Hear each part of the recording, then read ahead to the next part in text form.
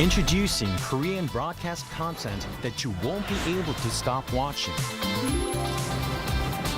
For weary modern souls, Dr. Romantic, the quirky genius doctor of Puldam Hospital, prescribes heartwarming tales of humanity. A couple together for 7 years sees their rose-tinted glasses shatter. Can they keep their relationship alive? Discover the raw stories of youth, work, and love. Beyond what social media can show, experience the vibrant Korea through its hidden gems. Mama, the ultimate K-pop festival for global fans. Find your star in a feast of trendy music and electrifying performances. Now, the whole world enjoys it together.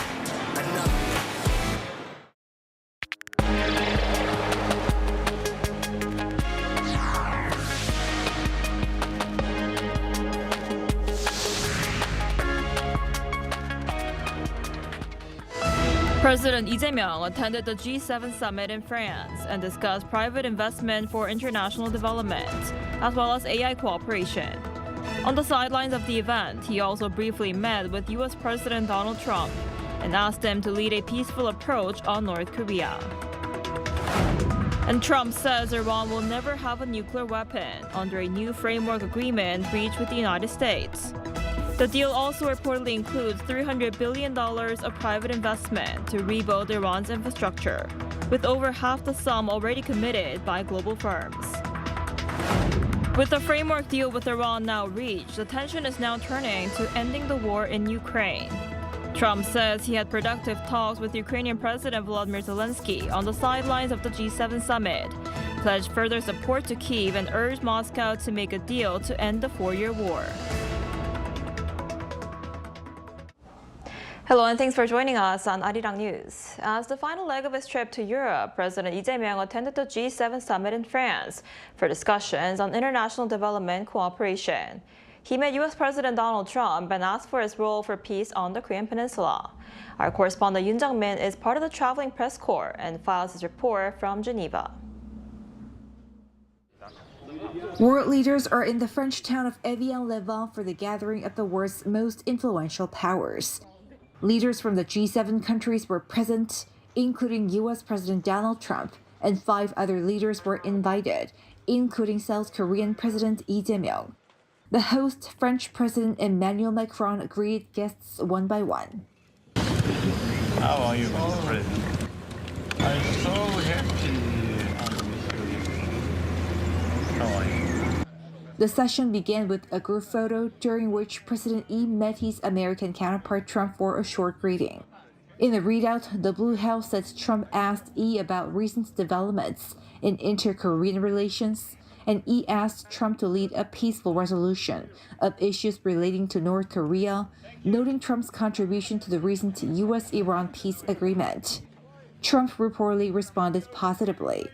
Tuesday's session addressed reforming current international development cooperation system, aiming to reduce financial dependency on external assistance and create progress incentives. In line with that, the South Korean president stressed the importance of private capital, introducing a recent case where South Korea helped Indonesia secure private investment worth $50 million through its financial assistance in the agriculture and energy sectors.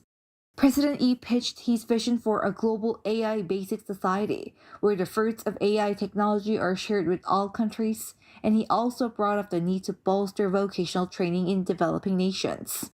At the summit, the group of 7 leaders adopted 3 joint statements on mutually beneficial international partnerships, a coordinated response to recent Ebola outbreak, and the fight against cancer.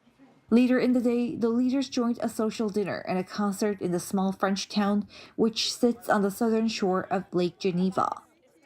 President Lee says his attendance at the G7 for the 2nd consecutive year demonstrates the trust and expectations of the international community, vowing to safeguard national interests and fulfill South Korea's responsible role on the global stage. Yoon Jung-min, Arirang News, Geneva.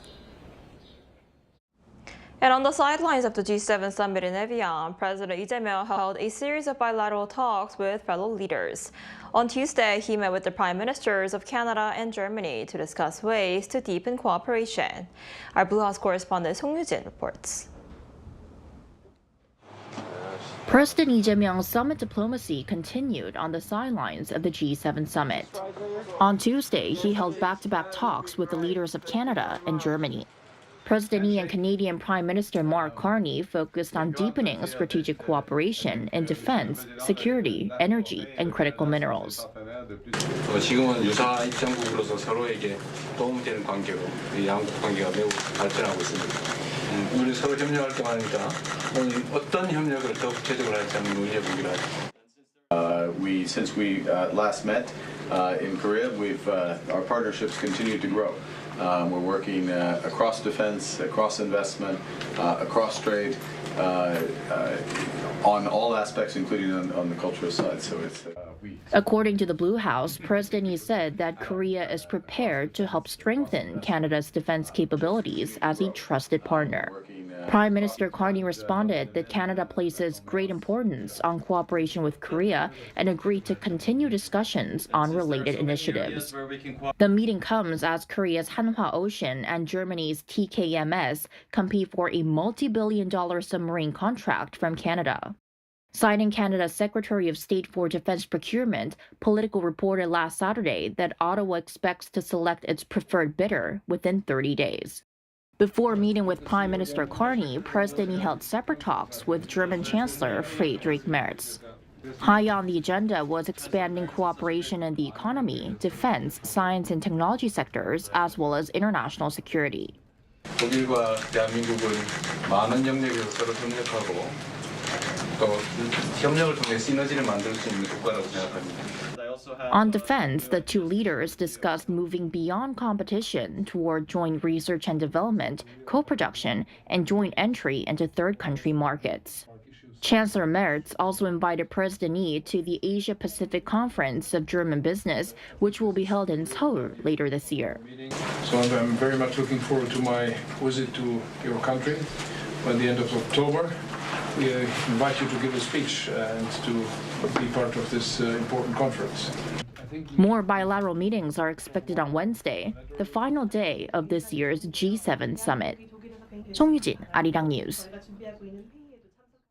A new U.S.-Iran framework agreement has halted the 15-week conflict and permanently blocked Iran from acquiring nuclear weapons and reopening the Strait of Hormuz. A $300 billion private investment fund has been established to back the peace deal, with over half the sum already committed by global firms. Our Kim Do-yeon has the details. Iran will be permanently barred from developing or acquiring nuclear weapons under a new framework agreement reached with the United States. That's according to U.S. President Donald Trump at the G7 summit in France on Tuesday as he addressed the U.S.-Iran deal to end the war. Iran will never have a nuclear weapon. That's what it says. It won't have one to buy, to develop. They will not have a nuclear weapon. And I would say that's about 99.9% of what I wanted, because we couldn't let that happen.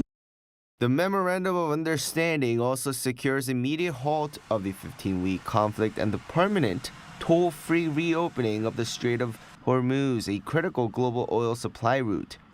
President Trump noted that the deal has already begun impacting global markets. The ships are starting to move nicely. Oil is starting to go, and the prices are coming down rapidly. Stock market is going up rapidly. A lot of good things are happening. The formal signing ceremony is scheduled for this Friday in Switzerland, after which there will be a 60-day period to finalize the treaty. According to multiple reports, a $300 billion private investment vehicle named the Reconstruction and Development Fund has been established to rebuild Iran. Reuters reports that more than half of that sum has already been committed by international corporations, including firms from South Korea, Japan, Singapore, and the United States. The White House and Vice President J.D. Vance emphasized that the fund is entirely private, utilizing zero U.S. government grants, taxpayer money, or state reparations. The fund remains strictly separate from parallel negotiations regarding the lifting of primary U.S. sanctions and the release of frozen Iranian sovereign assets, and it will not become operational until a final treaty is signed. 김도현, Arirang News. U.S. President Donald Trump says he's shifting his focus to ending the war in Ukraine after reaching a framework agreement with Iran. Speaking at the G7 summit in France, Trump said he had productive talks with Ukrainian President Volodymyr Zelensky and urged Russia to negotiate a peace deal. Our Lee Seung-jae reports. President Donald Trump said Tuesday that he wants to turn his attention to ending the war in Ukraine after reaching a framework agreement with Iran, and told reporters that the Middle East issue will soon be in the rear-view mirror. Speaking on the sidelines of the Group of Seven summit in France, Trump said he had a very good meeting with Ukrainian President Volodymyr Zelensky and planned to meet him again later in the day. Trump said he would do whatever he could to help bring an end to the conflict and urged Russia to negotiate a settlement. The U.S. leader noted that both Russia and Ukraine have suffered heavy losses during the war and stressed that a deal should be reached as soon as possible. Look, Russia should make a deal. Russia's lost tremendous amounts of people, and so has Ukraine. Last month, they lost 35,000 soldiers between the two of them. Ukraine continues to demonstrate its ability to strike targets deep inside Russia, using drones and missiles to put growing pressure on the Kremlin, while Moscow has vowed to carry out what it calls systematic attacks on Ukraine. Early Monday, Russian forces launched a series of deadly attacks on Kyiv, including an attack that set fire to a historic monastery.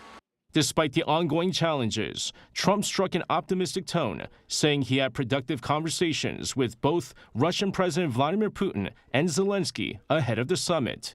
He added that there may now be an opportunity to make progress toward ending the war as diplomatic efforts gain renewed attention from world leaders gathered at the G7.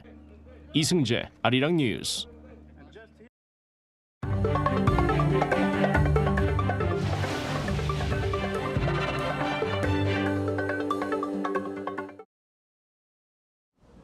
The International Space Summit opened in Daejeon on Tuesday, bringing together global industry leaders to spotlight Korea's expanding role in the space sector and its growing presence on the international stage. Our Hong Seo-jung reports. With the space industry drawing heightened attention following SpaceX's public listing, South Korea is also expanding its presence in the global space sector. The International Space Summit, or the ISS, was held in Daejeon on Tuesday. As Korea's largest international space event, the summit drew around 4,000 participants, including Lee So-yeon, Korea's first astronaut, along with representatives from 550 companies and institutions across 50 countries. Korean startups specializing in a wide range of technologies, from satellites and launch vehicles to ground systems and software solutions, attended the event. Being an arena for both domestic and international businesses to explore business opportunities, the ISS helped forge connections between Korea's space industry and potential partners from across the globe. Global companies in the industry added that Korea is viewed as an attractive partner for cooperation, especially in the synthetic aperture radar, or SAR, segment. For collaboration, Korea, we have amazing talent pool, and we've also got this intricate network of government to corporate support that's basically, providing support for, entrepreneurs. And then on top of that, I think Korea has this international approach to everything they do. So I think Korea is an amazing place where we see that all the time with the local government, with the local companies and people that work within that community. Industry professionals say that further advances in software and data services will strengthen Korea's space ecosystem and expand opportunities across the industry. Korea is strengthening its capabilities in ground segment systems through companies like Contech. If the software sector continues to grow as well, I believe the country will be able to take advantage of the full spectrum of its space industry. Contech, which co-hosted the summit with the Daejeon metropolitan government, underscored the importance of the event as a venue for global networking and collaboration. With many companies from Europe and the United States participating, the event serves as a valuable platform where we can learn from one another, explore potential partnerships, and even create opportunities to export Korean technologies and services overseas. Amid the crowds of visitors from around the world, one notable trend was the growing interest in Korean companies among foreign firms and industry experts. Once known for its bread, Daejeon is now reaching for the stars, emerging as a space city where Korea's space industry shines. Hong Seo-jung, Arirang News, Daejeon. Korean series Teach You a Lesson has topped the Netflix non-English TV show chart for a second consecutive week. According to Netflix official partner site Tudum's top 10 rankings on Wednesday, the series had 21.1 million views between June 8th and 14th. That's more than 8 times more views than the second-ranked show. It also topped the charts in 46 countries and ranked in the top 10 in 91 more. Based on a popular webtoon, the series follows a fictional government agency created to defend teachers' rights and restore order over school-related issues. As Korea and France mark 140 years of diplomatic ties this year, Korean temple food is gaining attention in France. Our culture correspondent Park Gun-woo sat down with the head of the Cordon Bleu Paris to discuss the growing appeal of the centuries-old tradition. Take a listen. Korean temple food continues to grow in popularity, especially in France, one of the world's gastronomic capitals.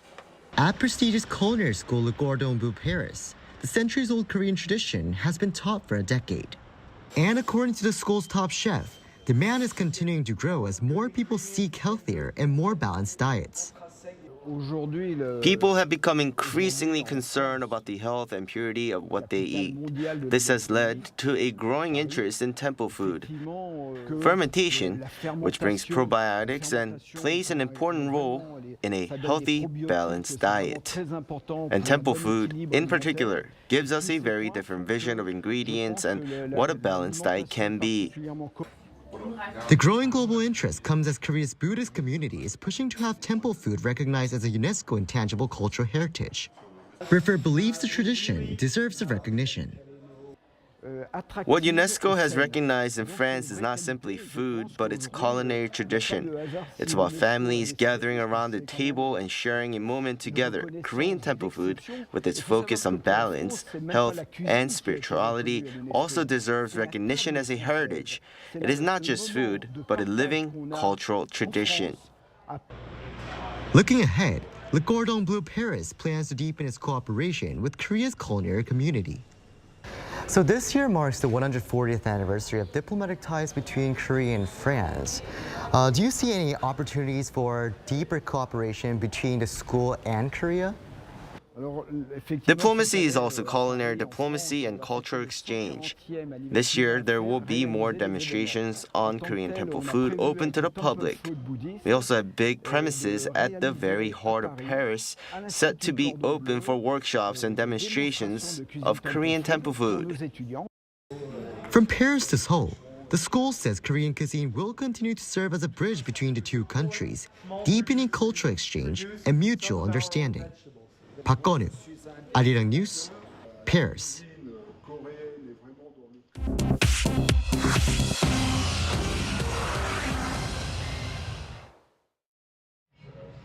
This is The World Now, bringing you everything you need to know from around the globe.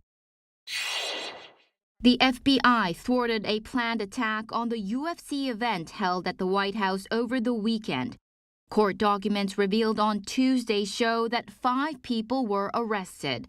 The alleged plot involved using explosive-laden drones to strike the north side of the White House to funnel attendees toward an exit where snipers planned to fire on fleeing politicians.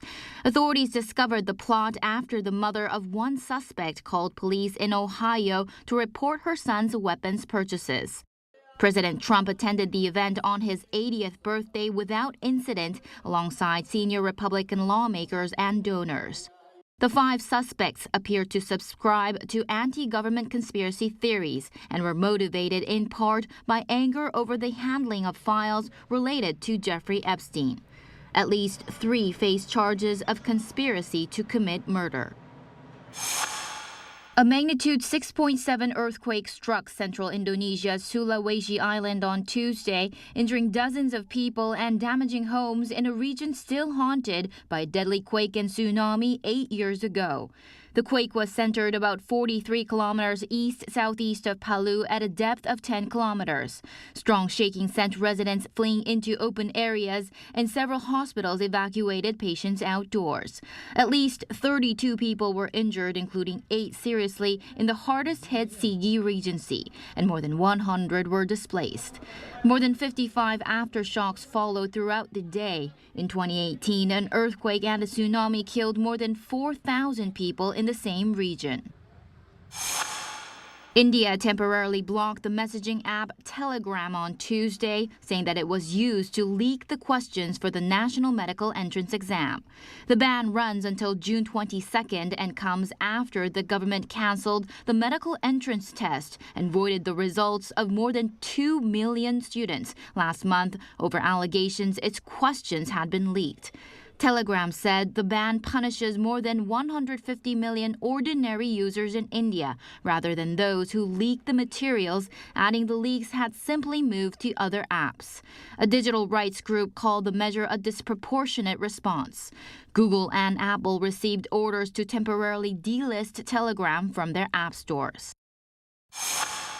Australia's Weather Bureau gave a strong warning on Tuesday that the El Niño pattern formed in the tropical Pacific could intensify in the second half of 2026, becoming one of the strongest in 7 decades. Forecasters expect the event to bring excessive rain to the Americas and hot, dry conditions across Asia, where crop planting is already being disrupted. Sea surface temperatures in the region have exceeded El Niño thresholds, and around half of the forecasting models indicate the event could peak among the highest levels observed since 1950. The pattern is particularly damaging to Australia, which is one of the world's largest exporters of wheat, sugar, and beef. Chu Ji-han, Arirang News.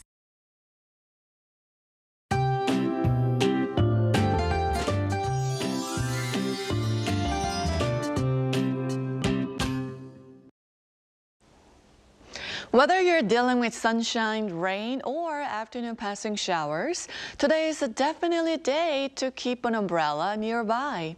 Mountainous areas of Jeju could see 10 to 60 millimeters of heavy rainfall. Jeollado and Gyeongsang-Namdo province could see 5 to 20 millimeters of showers.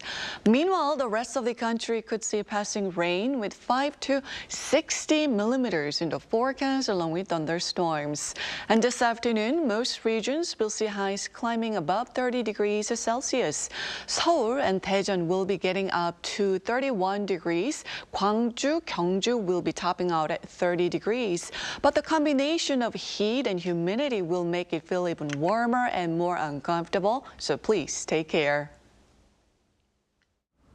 That's all we have for today's noon edition of Arirang News. Thank you for watching. We'll be back at 5 p.m. Korea time. Stay tuned.